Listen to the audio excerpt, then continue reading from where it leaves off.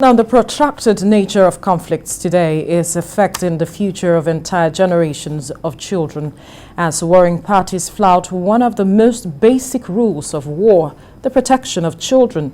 A child's right to education cannot be safeguarded in conflict zones without education itself being protected. Out-of-school children are easy targets of abuse, exploitation, and recruitment by armed forces and groups.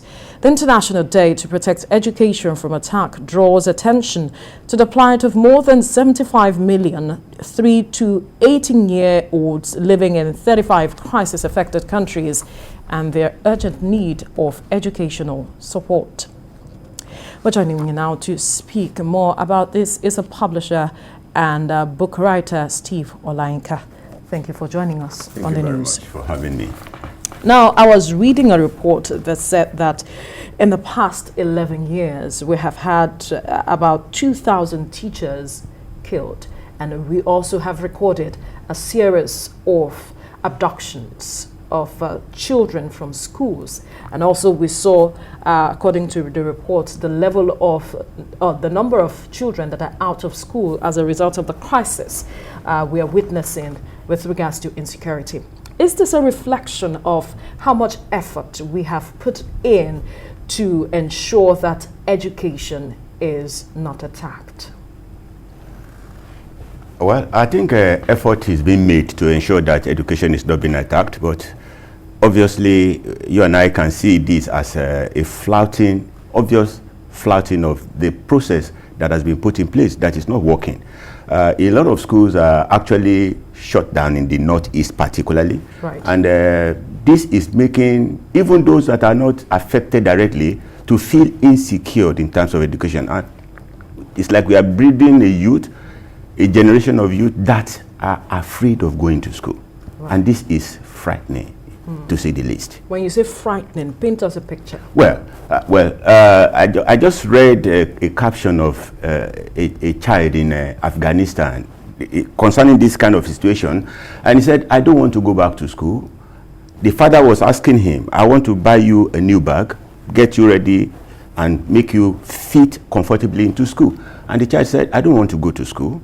I don't want a new bus. Anytime I get closer to a bus, I'm frightening. I don't want to. Why? Because I can remember the last incidents where our school was attacked and 18 of my classmates were killed right in my presence. He said, I hear the voices of those children in my sleep, and each time I hear about them, they are asking me to help them.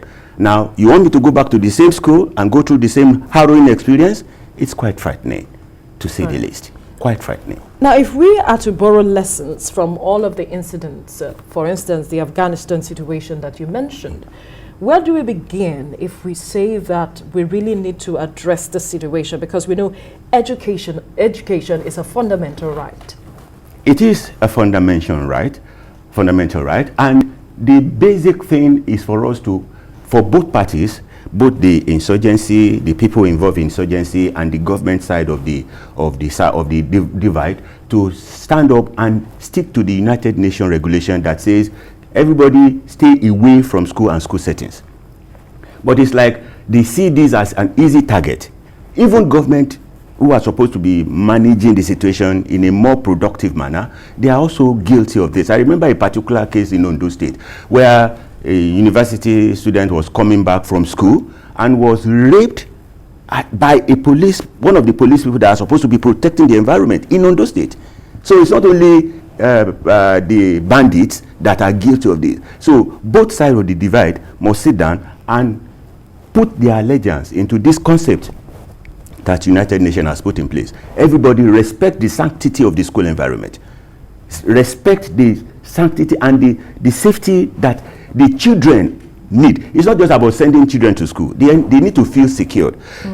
Safe School Declaration that was made 2015, yes, where Nigeria was a signatory to that agreement. Absolutely. Yes, and we said that we are going to ensure that our children, they feel safe in school. Not just that we send them to school, but they should feel safe in school. So it's a commitment. And if we don't do that, we are actually promoting banditry, because more children who will be out of school as a result of this will now resort back into creating more banditry. And that leads me to the next question, the implications. the consequences are just too grievous for us if we don't do anything. And it's not just about just paying lip service to this. We need to stand up and make sure that we ensure we keep the commitment that is required to make this declaration effective. We are committed to it. Our signatory is on the agreement, and we should. Government need to do more, much more than they are doing. They need to enforce this, because when banditry sees that they can go away with blue murder, they will eventually go ahead with the blue murder. But if there is a questioning, somebody being called to question over incidences that happen that is threatening this future that we are preserving, then we should stand up to it. There are also those who think that perhaps issues like internal issues like the school curriculum should also be looked at, because that also poses a threat to education. A lot needs to be looked at, totally, sincerely. The curriculum is actually outdated.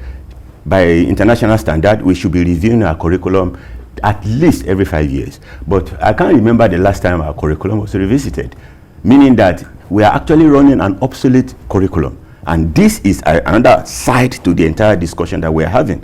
So we need to do a total overhaul of our educational system. And not only that, we need to also provide the instructors, the teachers in school, we need to do a little more to upscale their competencies. We need to do a lot more, not about technical teaching, but even the emotional framework that is required to put the classroom in a safe condition. We need to put this in place. All right. We'll leave the conversation here. Publisher and book writer Steve Olayinka, thank you so much. Thank you for having me. Right.